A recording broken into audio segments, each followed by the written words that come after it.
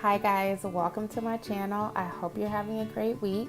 In this tutorial, I'm going to show you how to make a DIY car freshener using wax melts and a salt shaker. This works with the summer heat to make a really great aromatic smell inside of your car. For this project, all I used were some salt and pepper shakers that I picked up from the Dollar Tree and some wax melts. These are French paper white, which is the scent, but you can get these from anywhere. Bath and Body Works, probably Target. I got mine from Dillard's. When you open your wax melts, they come like this, but for the purposes of this, I went ahead and broke apart a square.